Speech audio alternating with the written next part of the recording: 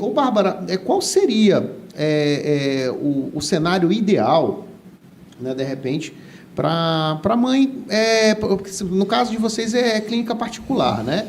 Existe algum serviço público hoje que faz esse tipo de terapia ocupacional? Vocês têm conhecimento?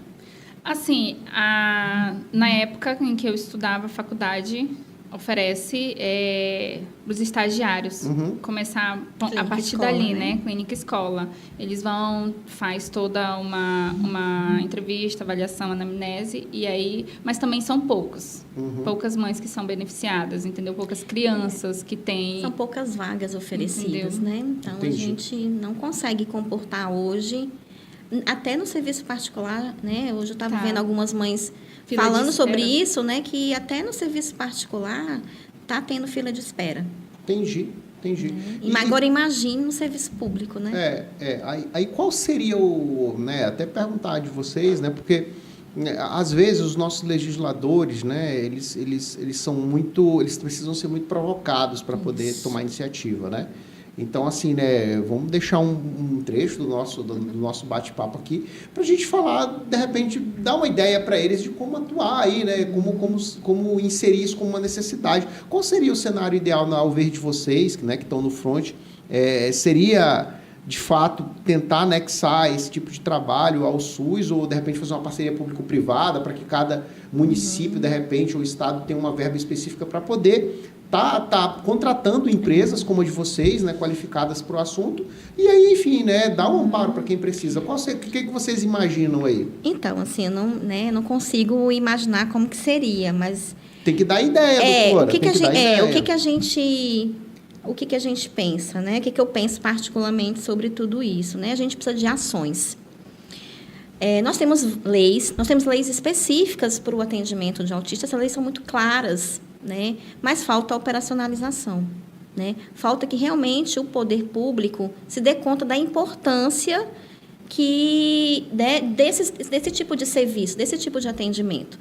Então, a gente nem consegue dimensionar como que poderia fazer isso, porque a gente não tem um mínimo que seria dados.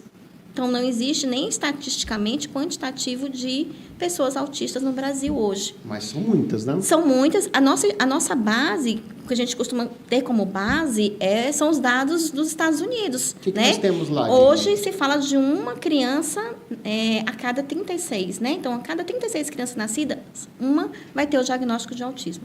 Né? Nos próximos 2 anos, um ano, 2 anos. O TDAH está incluído nisso também? Então, o do TDAH também, a gente tem muitos fatores aí que convenciona para isso. Inclusive, é muito comum, acaba sendo uma comorbidade das comorbidades principais, encontrar crianças com TEA e com TDAH também. Nessa sala, então, assim, nessa sala aqui hoje, nós estamos fazendo nossa live, tem 3 pessoas na mesa, tem o nosso operador, que é o Wesley ali, e o Jânio, que está acompanhando sua esposa aqui.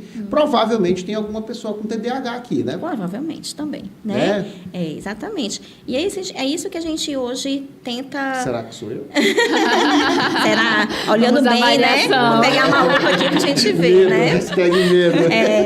Eu tenho um fenótipo, então... Eu sei que eu tenho um fenótipo, então eu tô na linha.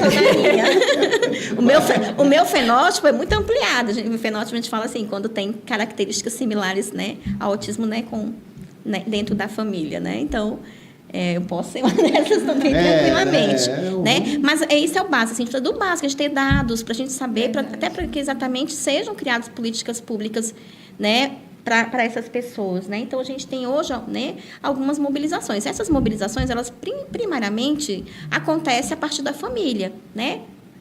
Como a maioria são mães, né? Então, a gente vê a mobilização das mães buscando esse tipo de...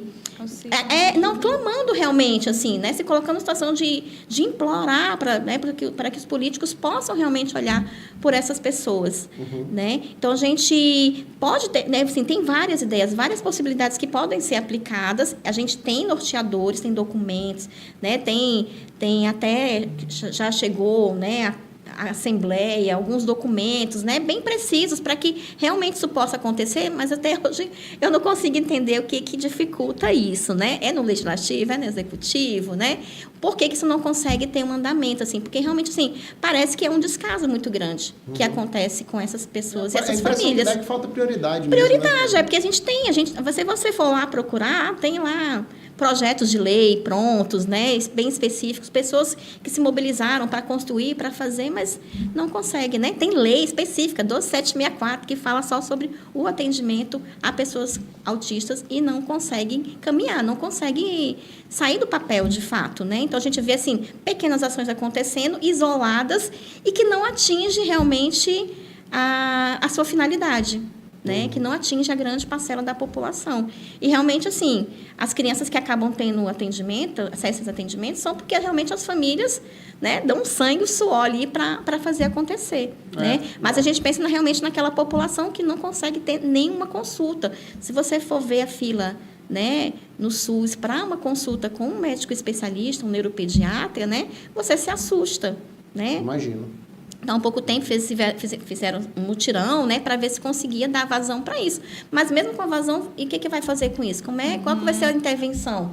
Né? Então, não tenha... né? Exatamente, não chega na ponta isso. E hoje em dia, a dificuldade maior das mães são o mediador de sala, né?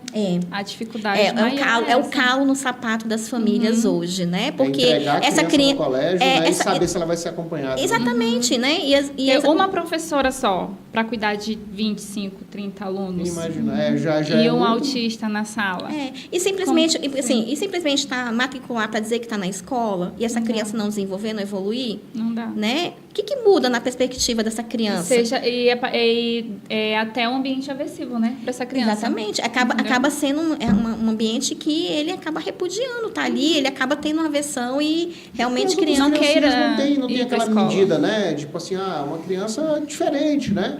E, bom, enfim, né? Eu sou de um tempo que, né, assim, né, um tempo, né, se popularizou a questão do bullying e tal, né? Mas quando eu era criança, tipo, garotinho brinca um com o outro, não tá nem aí, entendeu? Então, tipo, vai que, né, as crianças que a gente, de repente, brincava na escola, à época, né, deveriam ter algum tipo de espectro e não sabia, Não, né? eu vou te dar um exemplo, assim, a minha experiência com o autismo, com pessoas com deficiência, assim, essa vontade surgiu no meu período de escola.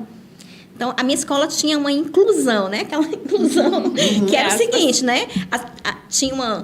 Eu estudava no Carmela Dutra, lá tem um ginásio, né? E aí embaixo do ginásio tem uma salinha lá, uma salinha que era uma despensa, né? Então, lá era a sala que essas crianças estudavam, com uma grade, né? Com uma grade ali fechada, e eles ficavam ali dentro. Então, essa era a inclusão que acontecia. E eu achava isso um absurdo, porque daí eu ia para o recreio, meu horário de recreio, eu ia ficar lá com eles. O recreio era diferente, né? Eles não ficavam com a gente no recreio. Então, no meu recreio, eu ia lá conversar com eles. Então, tinha umas crianças... A única coisa que eu conseguia identificar eram as pessoas, os alunos com Down. Os outros poderiam ter realmente autismo e não ter conhecimento, né? Mas essa era a forma como eles conseguiam estar na escola.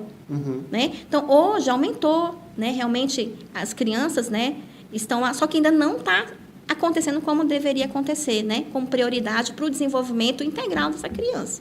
Né? Tanto no âmbito pedagógico, no âmbito social, como no âmbito de autonomia, de funcionalidade dele, realmente, assim, preparar esse aluno para... né, para ir para a vida, para ir para o mercado de trabalho, para poder aproveitar, usufruir aquilo que é de direito dele, que está na Constituição Federal, né? Exato. E que a gente não faz acontecer nem 1% disso. Exato.